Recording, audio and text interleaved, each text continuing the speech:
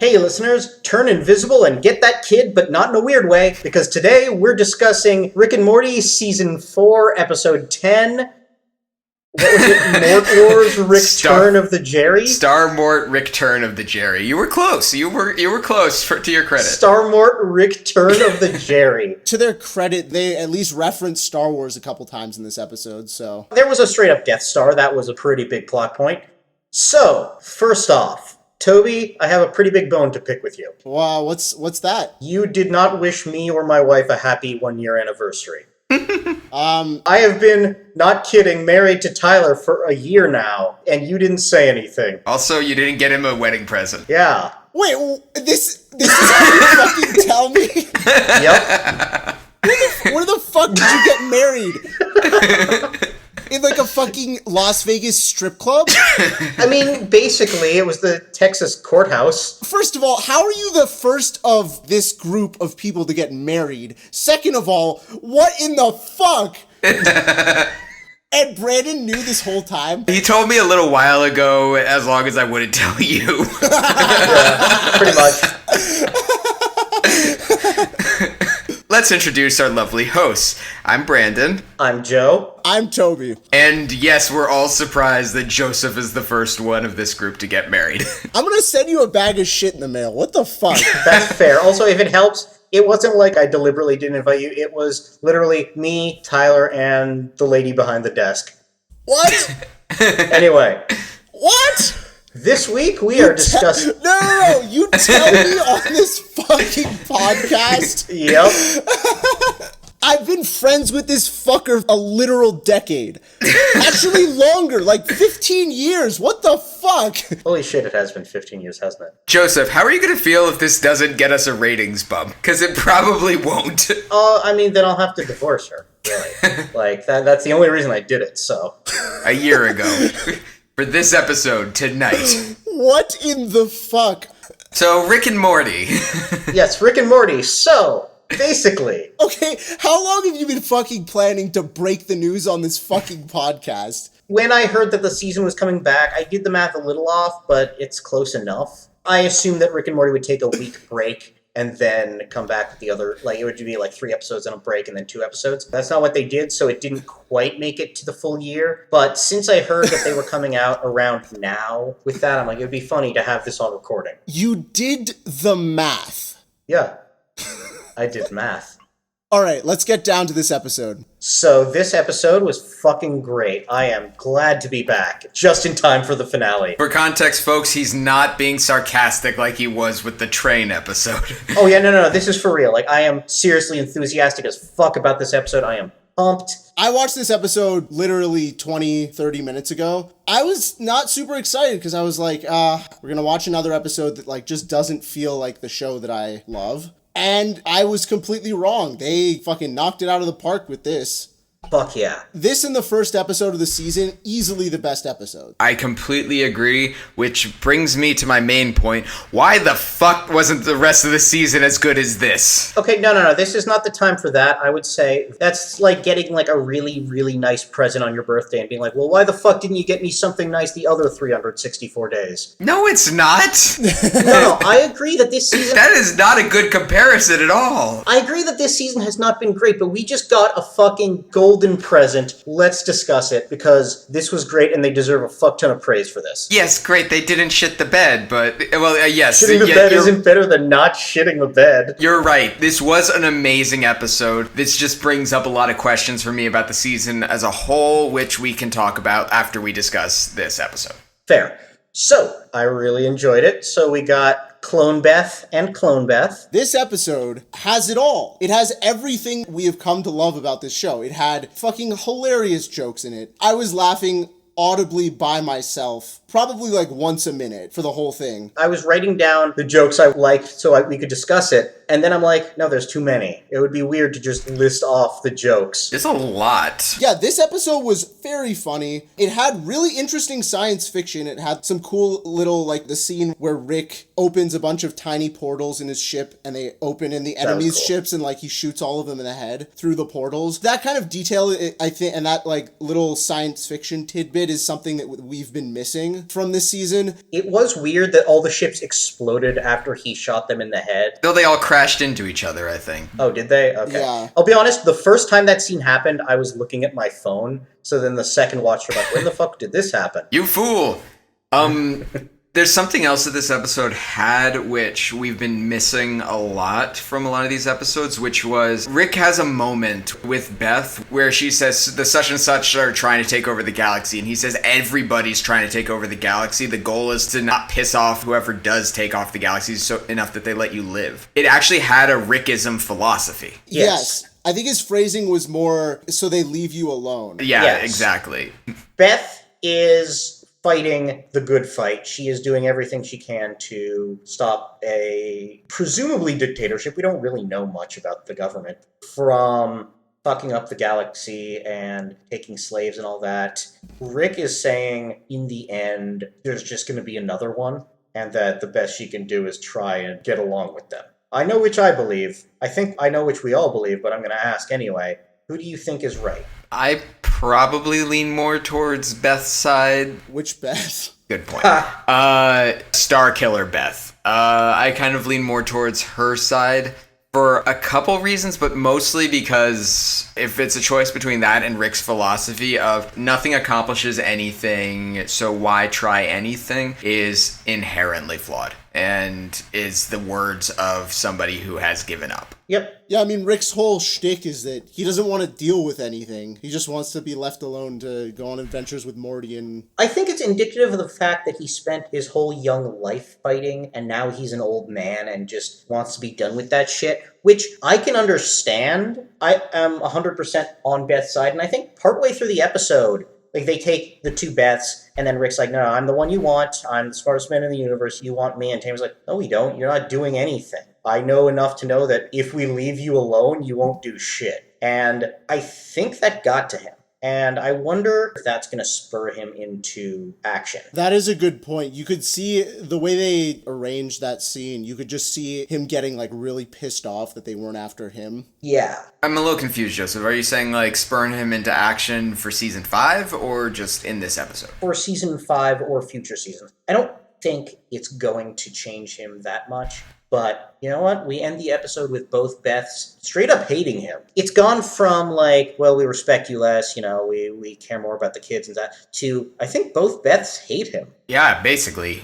I'm a little surprised about something. This was kind of the ending I expected in season 3. I expected that's where we were going to get in season 3 when Beth and Jerri reconciled and Rick was going to find himself odd man out in the family. But Yep. I think maybe because of the rush that season went under, where like Adult Swim kind of cut them short on episodes, I think they just ended up not doing that. Yeah. So I don't want to speculate too much, even though this podcast literally exists to speculate, but I have a feeling that that was an uncompleted storyline from season 3 that we finally got to see here. I think that's a really good point. Impossible to say for sure, but definitely sounds real to me. I was happy to see it because it proved me right in a way, but also does put Rick in the most interesting position where Rick is now surrounded by people and alone, which is kind of fascinating to see Rick end up in this position.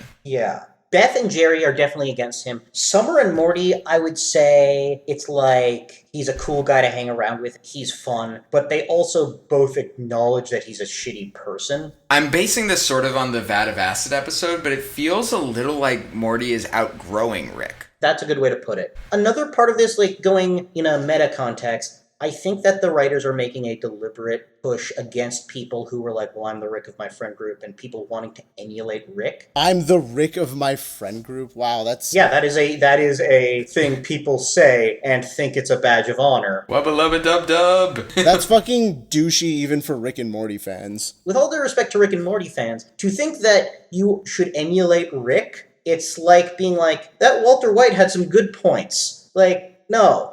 Thanos did nothing wrong. Yeah. No, like, Rick's the worst. Being Rick doesn't seem fun. He's fucking tried to kill himself like twice already. I think that he was a good person before. Like, I think that before we meet him, I suspect he did a lot of excellent things and saved countless lives. But now, this was great. We got some philosophy here. We got some Beth. One nice Easter egg that I like.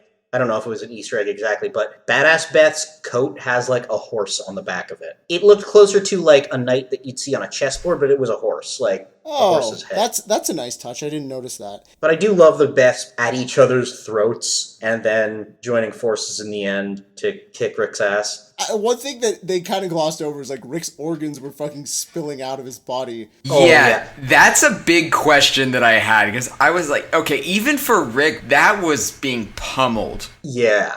It is super funny to me that Rick has like iron curtains around his heart that can just like deploy. Yes, that is something else that I would like to discuss. The animation style. They completely changed the animation style in that fight with Phoenix Person. Oh, you mean how they did like the cuts to like the Mortal Kombat style? Yeah, the iron curtain around his heart was like the first time we see it in the episode. I think we've talked about them trying new things and how in general that's a good thing. Just those new things haven't been executed properly. But this episode, I feel like they brought some new things to Rick and Morty and they executed them perfectly. Yeah.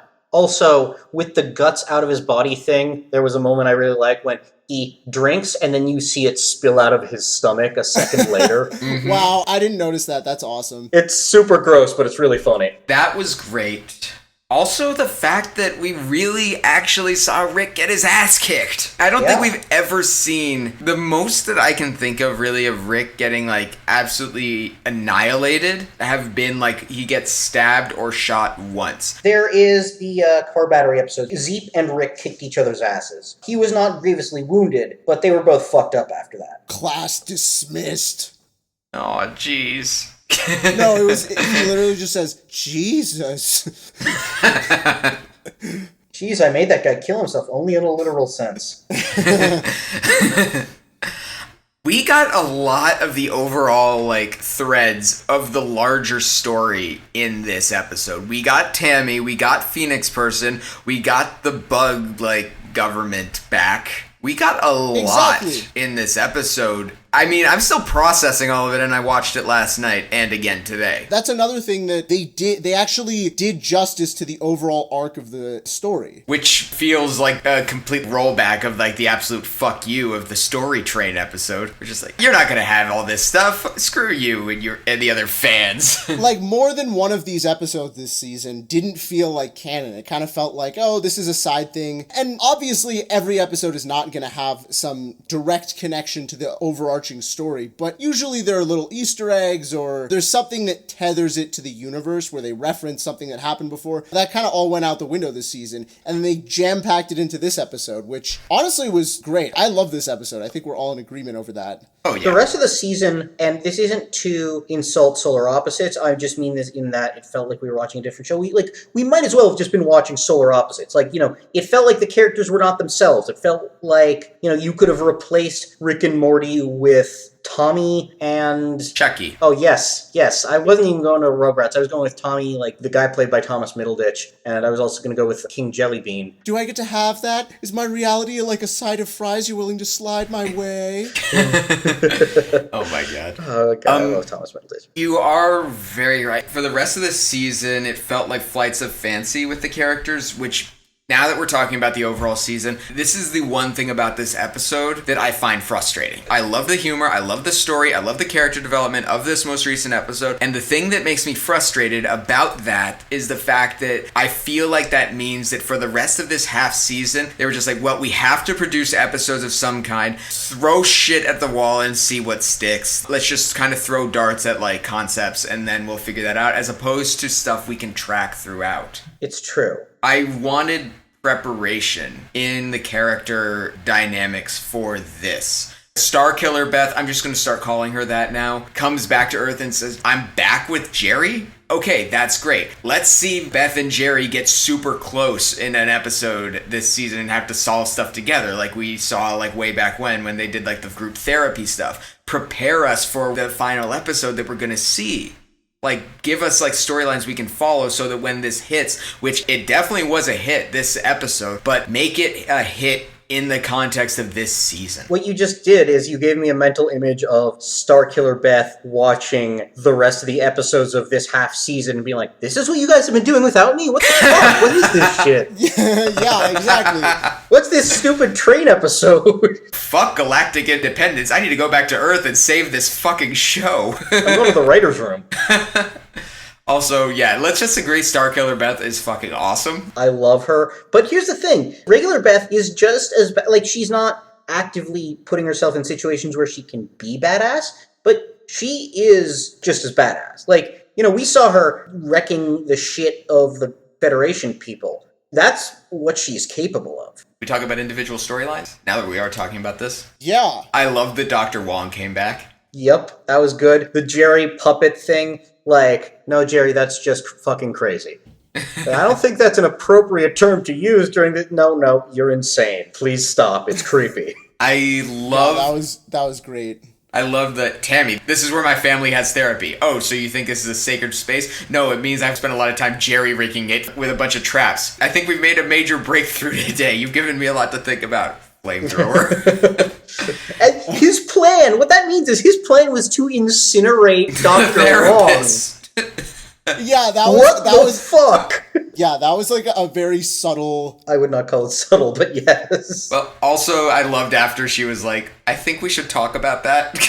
I also loved ending it with, I'm better than this job. Yeah, that was amazing. You think Dr. Wong is going to become an intergalactic Star-Lord? She's the new Tammy? Yeah, or the new Tammy, or the new Beth, or whatever. I would love to see just an episode of Beth and Badass Beth hanging out, or they do a trading... Like, they mentioned doing a Parent Trap thing. I would love to see that. Well, you can probably rent it on Netflix. Shut the or you fuck can... up. Jump off a bridge. It's weird because Dr. Wong was pretty much designed to be a one-off character that I feel like seeing her return actually made me want... Not as strong as with Mr. Poopy Butthole, but I was like, this is a character that I want to be recurring. I want to see this character be a part of the bits and a part of the stories. So you wouldn't say that her presence in the episode felt wrong? All right, ladies and gentlemen, Joseph Nemitz is now dead. You no longer have to send him anniversary gifts. He is now deceased. No one was doing that. Well, yeah, you didn't acknowledge his wedding, you schmuck. Semi-related, what's the URL of that website that sends animal feces for money? I know the one you're talking about, I just don't remember the URL. A fucking year ago! What the fuck? Okay, see, I was torn between telling you at the beginning and telling you at the end. I'm very glad I chose the beginning. It's our favorite recurring joke. Not telling Toby some very serious info. No, Toby's reaction to the very serious info.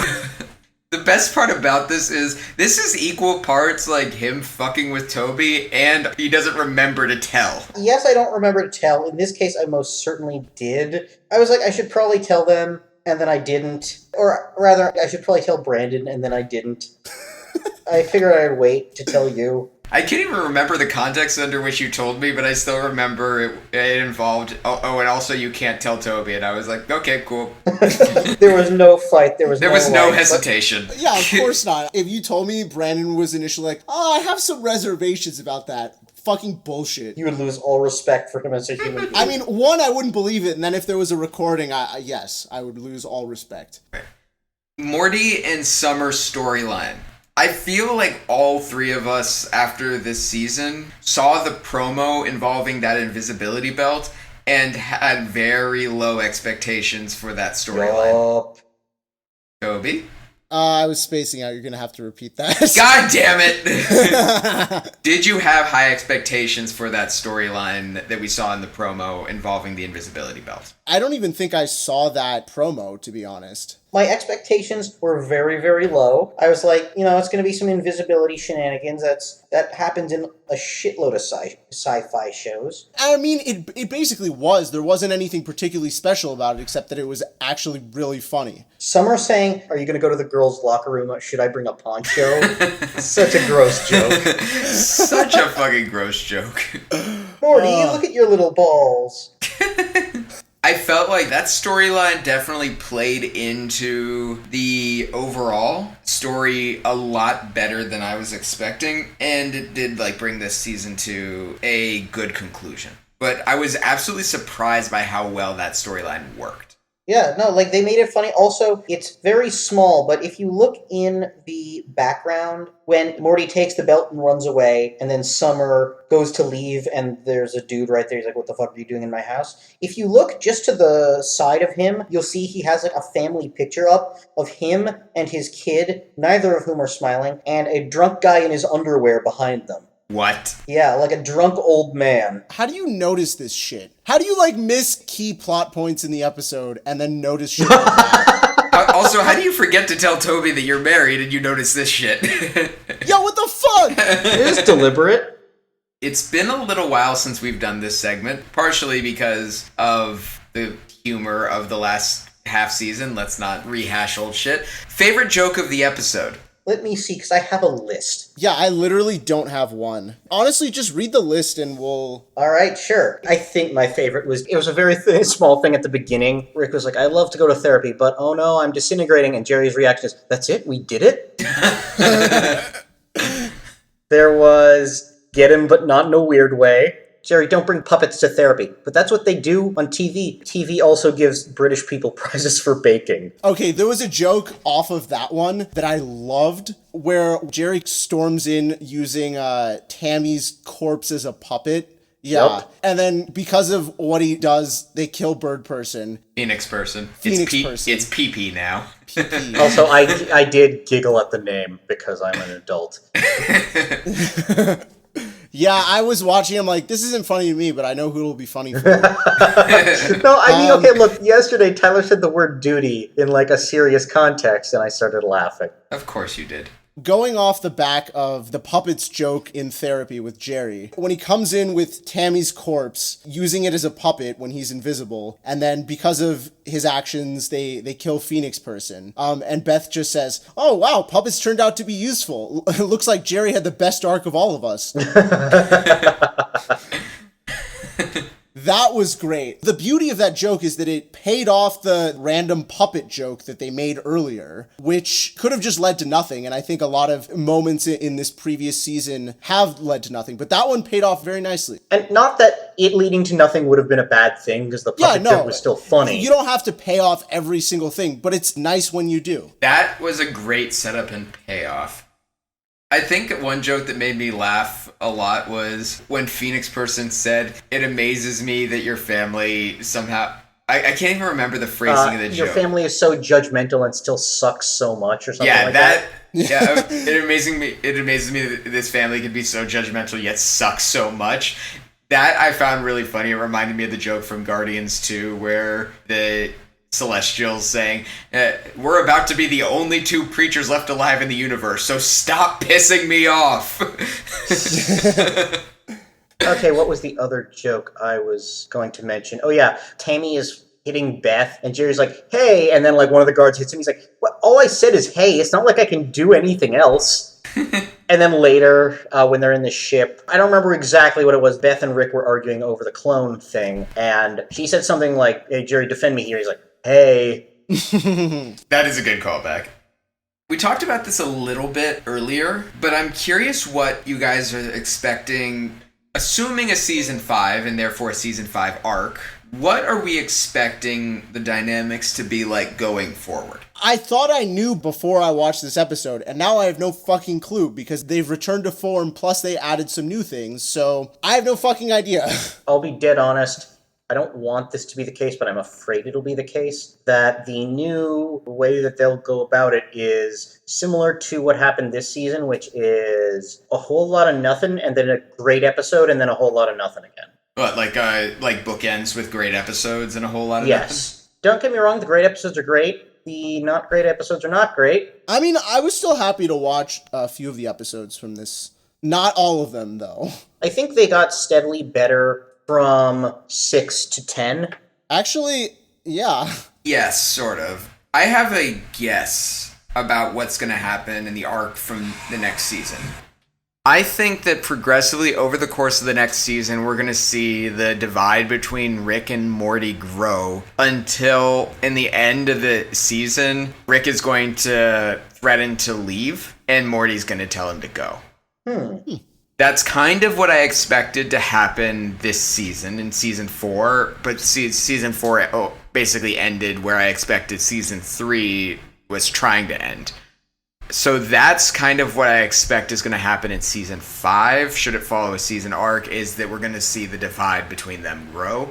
If that happens, it's going to start with everybody else abandoning Rick. Like, I mean, Beth has kind of done that already. Jerri was never on Team Rick. I think it'll slowly be like Summer and... Well, Morty's already pulling away a bit, so I do wonder, like, maybe he'll do something to piss off Summer, and then he'll turn to Morty, and Morty will be like, no, all you do is berate me.